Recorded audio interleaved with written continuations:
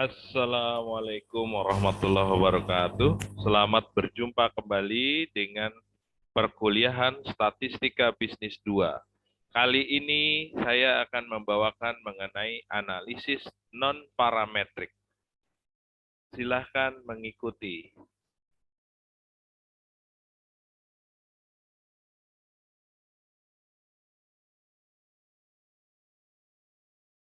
Analisis statistika yang sejauh ini sudah dibahas merupakan golongan analisis statistika parametrik.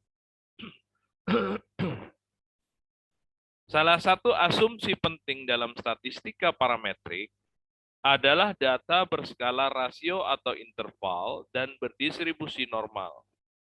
Apabila data berskala nominal atau ordinal dan atau tidak berdistribusi normal, maka alternatif analisis yang bisa digunakan adalah analisis non-parametrik. Keuntungan statistik non-parametrik adalah uji non-parametrik tertentu dapat digunakan untuk analisis data nominal. Uji non-parametrik tertentu dapat digunakan untuk analisis data ordinal. Dan proses perhitungan pada statistika non-parametrik biasanya lebih sederhana dibandingkan pada statistika parametrik, khususnya untuk sampel kecil. Sedangkan kerugian statistik non-parametrik adalah kadang-kadang tidak ada alternatif uji non-parametrik yang bersesuaian dengan uji parametrik. Misalnya analisis regresi.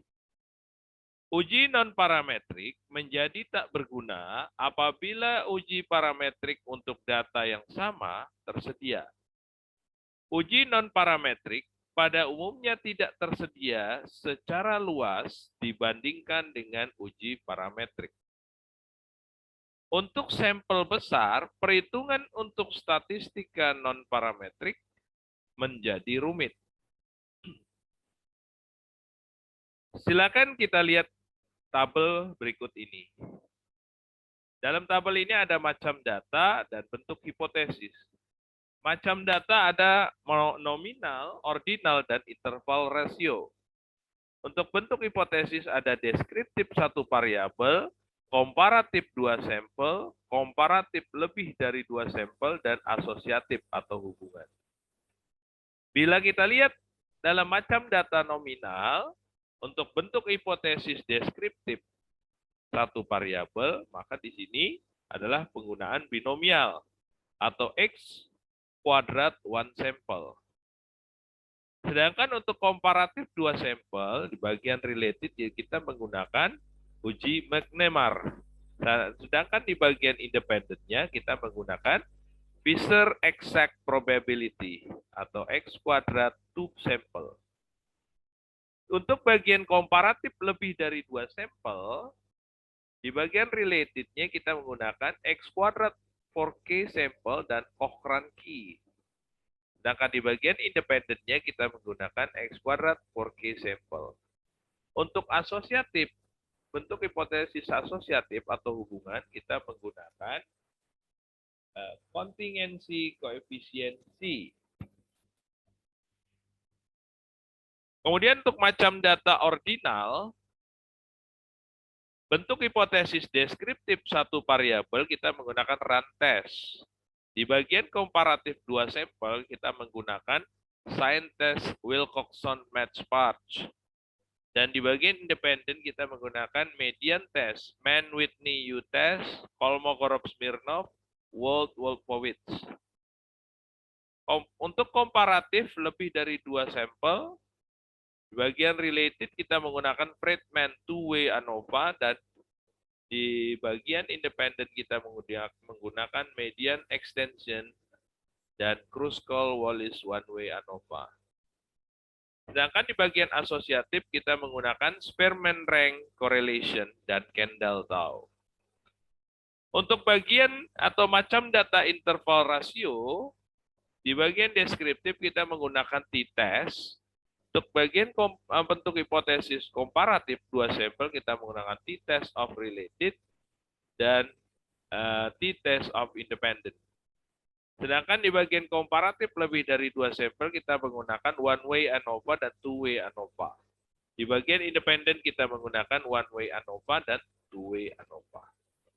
Untuk bagian asosiatif atau hubungan, kita menggunakan person product moment, partial correlation, dan multiple correlation. Penggunaan non-parametrik. Untuk tes, kita menggunakan tes di sini ada bermacam-macam, yaitu chi-square, Cochrane Q, uji tanda, uji median, uji Mann-Whitney, U, uji Kruskal-Wallis, uji Friedman, dan uji Kolmogorov-Smirnov. Penggunaan chi-square di sini yaitu menggunakan data nominal untuk menguji independensi satu sampel atau dua sampel atau lebih dari dua sampel. Sedangkan fungsi chi-square adalah tes independensi variabel. Untuk tes Cochrane Q, penggunaannya adalah untuk menguji hubungan lebih dari dua sampel pada skala nominal. Sedangkan fungsinya adalah membantu pada data yang memberikan jawaban dua kategori. Untuk tes uji tanda, penggunaannya untuk menguji hubungan dua sampel pada skala ordinal. Dan fungsinya adalah tes yang baik untuk data berjenjang atau ranking. Untuk uji median, pada satu sampel untuk melihat randomisasi pada data dari populasi, dan untuk menguji independensi lebih dari dua sampel pada skala ordinal. Sedangkan fungsi uji median adalah untuk melihat kesimetrisan distribusi dan untuk tes independensi variabel.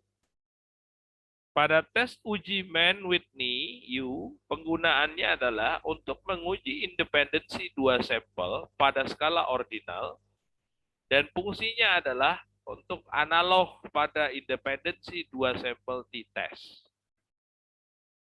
Pada tes uji Kruskal-Wallis, penggunaannya adalah untuk menguji independensi lebih dari dua sampel pada skala ordinal, dan fungsinya adalah alternatif dari uji one way ANOVA di mana asumsi distribusi normal tidak digunakan.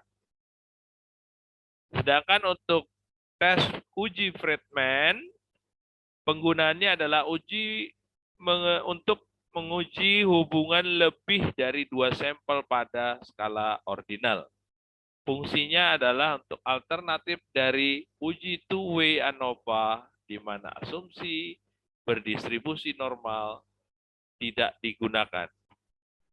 Dan yang terakhir adalah uji Kolmogorov-Smirnov untuk menguji independensi dari dua sampel atau dari satu sampel atau dua sampel pada skala ordinal. Fungsinya adalah uji ini lebih powerful dibanding uji chi-square atau uji Mann-Whitney. Uji Kolmogorov-Smirnov atau uji normalitas. Fungsi pengujian ini adalah untuk menguji apakah distribusi data empiris sesuai dengan distribusi teoritis normal. Persyaratan datanya dipakai untuk data berskala ordinal, namun dapat digunakan juga bagi data berskala nominal. Hipotesis yang diuji, H0 yaitu data berdistribusi normal, dan H1 data berdistribusi data tidak berdistribusi normal. Prosedur pengujian, tentukan distribusi frekuensi kumulatif teoritis F0x, yaitu distribusi frekuensi kumulatif di bawah H0. Yang kedua, susun skor hasil pengamatan dalam distribusi frekuensi kumulatif pengamatan SNX yang sesuai dengan F0x. Yang ketiga, untuk tiap jenjang atau rank, hitung selisih harga mutlak F0x sampai SNX. Yang keempat, hitung harga D maksimum dengan rumus D sama dengan maksimum F0x dikurang SNX X. D itu adalah penyimpangan, F0X adalah sebaran kumulatif teoritis, dan SNX adalah sebaran kumulatif hasil observasi. Kriteria jika D lebih besar daripada D tabel, maka hasil ditolak. Sekarang kalau kita lihat tabel nilai kritis uji Kolmogorov-Smirnov, ya. Di sini ada jumlah datanya, ada N-nya berapa, ya. Kemudian ada alfa atau tingkat kepercayaannya 0,2, 0,1, 0,05, 0,02, dan 0,01. Sebagai contoh, berikut ini adalah temperatur dalam derajat Celcius selama 20 hari di pantai Balekambang. 24, 35, 17, 21, 24, 37, 26, 46, 58, 30, 32, 13, 12, 38, 41, 43, 44, 27, 53, 27. Pertanyaannya adalah, ujilah apakah data tersebut berdistribusi normal. Contoh buat distribusi frekuensi ya. Sekarang kita lihat. Dalam pengerjaannya, pertama-tama kita urutkan dulu data secara ascending. Ascending itu dari terkecil sampai terbesar. Ya. Berarti data yang di atas kita urutkan menjadi 12, 13, 17, 21, 24, 24, 26, 27, 27, 30, 32, 35, 37, 38, 41, 43, 44, 46, 53, dan 58. Setelah itu kita tentukan range-nya. Jadi nilai yang tertinggi dikurangi nilai terkecil. Jadi nilai tertinggi 58 dikurangkan yang terkecil 12. Dapatlah range-nya 46. Tindakan selanjutnya adalah pilih banyaknya kelas. Kita menggunakan rumus yang sudah pernah saya jelaskan di statistika 1 ya. Rumus Sturges. Nah, K sama dengan 1 ditambah 3,322 log 20. 20-nya dari mana? Datanya ada ya, kita lihat di situ datanya ada 20 ya. Kemudian sama dengan 5,322. Nah, kita bulatkan jadi 5. Ya. Kemudian hitung lebar kelas. Lebar kelasnya yaitu 10 ya. 10 itu berarti 46 dibagi 5 ya. Itu dibulatkan gitu ya. Jadi nilai lebar kelasnya 10. Tentukan batas kelasnya. Nah, kita masukkan 10 sampai 20, 20 sampai 30 dan seterusnya sampai 50 sampai 60. Hitung banyaknya pengamatan untuk setiap kelas. Ya. Oke. Sekarang kita lihat lanjutannya, ya. Data yang sudah terurut tadi, kemudian kita masukkan ke dalam tabel distribusi frekuensi. Ya. Kemudian interval kelasnya sudah kita tentukan, di sini ada 10-20, ya, dengan frekuensi 3, kemudian interval kelas 20 sampai 30 ada frekuensinya 6 ya. Kemudian interval kelas 30 sampai 40 frekuensinya ada 5. Interval kelas 40 sampai 50 frekuensinya ada 4 dan interval 50 sampai 60 frekuensinya ada 2 dengan jumlah total semua 20. Ya. Ini kita buat tabel distribusi frekuensinya. Kemudian kita lihat untuk selanjutnya, H0 di sini berarti data berdistribusi normal, H1 data tidak berdistribusi normal, jumlah data atau N-nya ada 20 dengan tingkat kepercayaan alfanya sama dengan 0,05. Titik kritis D tabelnya adalah 0,294. Dari manakah 0,294 ini didapat? Yaitu dari N-nya kita cari 20 ke bawah ya, dan alfanya 0,05. Jadi kembali coba kita lihat di dalam tabel tadi. nilai kritis uji Kolmogorov-Smirnov. Berarti N-nya ini kita cari sampai 20, ya ini 20 ya. Kemudian kita geser ke kanan ya. Kita geser ke kanan di bawah alfa atau tingkat kepercayaan 0,05. Didapatlah 0,294. Itu ya, dapatnya dari tabel nilai kritis uji Kolmogorov-Smirnov. Ya, kita lanjut. Kemudian min data per kelompok di sini kita masukkan. Ya, kita cari nilai tengahnya. Ya, ini juga pernah saya ajarkan di dalam statistika 1 dulu ya. Nah, nilai titik tengah ini atau nilai tengah ini didapat dari 10 tambah 20 gitu ya, dibagi 2. Ya, gitu ya caranya. Berarti ini 15. 20 tambah 30 bagi 2, 25. Dan seterusnya ya, 35, 45 dan 55. Ya. Kemudian kita cari nilai rata-ratanya ya. Nilai rata-rata itu kan didapat rumusnya dengan sigma FIXI. FIXI ini ya berarti nanti kita buat lagi kolom di sini. FI dikali XI ya, gitu ya. Masih ingat ya, statistika 1. FI dikali XI. Nah, sigmanya berapa jumlahnya di situ? Ya. Kemudian dibagi sigma frekuensi ya. Nah, berarti sigma FIXI ini kan 3 kali 15 ditambah 6 kali 25, tambah 5 kali 35, tambah 4 kali 45, dan tambah 2 kali 55 ya. Gitu ya. Didapat 660.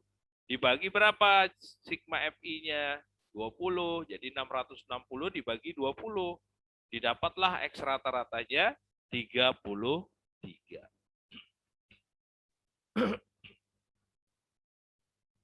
Nah, kita lanjutkan tabelnya ya. Jadi seperti ini, sama ya. Berarti kita setelah dicari nilai tengah dan frekuensi ini, kita juga bisa cari XI dikurang X rata-rata ya. Ini juga pernah saya ajarkan ya. Nah, bagaimana cara mencarinya? Kan ini kita mencari nilai rata-ratanya tadi sudah didapat. Nilai rata-ratanya tadi 33 ya. Nah, gitu ya. Nah, kemudian XI-nya kan berarti sini nilai pertama yang 15 kurang 33 min 18 ya. 25 dikurang 33 min 8. 35 dikurang 33 2. 45 dikurang 33 12 dan 55 dikurang 33 22. Gitu ya. Nah, kemudian kolom di sebelah kanannya adalah ini dikuadratkan ya. Min 18 kuadrat berarti 324 ya. Min 8 kuadrat 64, 2 kuadrat 4, 12 kuadrat 144, 22 kuadrat 484 ya. Kemudian kita buat fungsinya FI XI dikurang X rata-rata kuadrat ya. Berarti ini frekuensi dikalikan hasil yang tadi sudah dikuadratkan di kolomnya. 3 kali 324, 972. 6 kali 64, 384. 5 kali 4, 20. 4 kali 144, 576. 2 kali 4, 84, 968. Nah, ini sigma FI XI min X rata-rata dikuadratkan berarti didapat 2920 ya. Gitu. Nah, ini ya. Kita cari simpangan bakunya. Ya. Simpangan bakunya ini dengan rumus ini, sigma FI XI min X rata-rata dikuadratkan dibagi N dikurang 1. Ya. Kenapa N dikurang 1 ini juga sudah saya jelaskan di statistika 1. Karena jumlahnya di bawah 100, 100 ke bawah, maka N dikurang 1 untuk mencari simpangan bakunya. Ya. Berarti 2920 tadi dibagi 20 dikurang 1 ya, atau 19. Dapatlah 153,684. Nah, berarti kalau kita cari S-nya, berarti akar dari S kuadrat. Ya, akar dari 153,684 dapatlah 12,4 simpangan baku.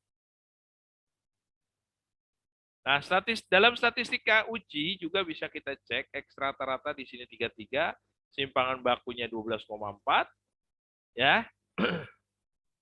Berarti ini sudah kita cari semua tadi, ya. Nah, sekarang kita cari ini di sini adalah SNX, ya. Jadi 3/20 0,150, ya. 6/20 0,450 dan seterusnya, ya.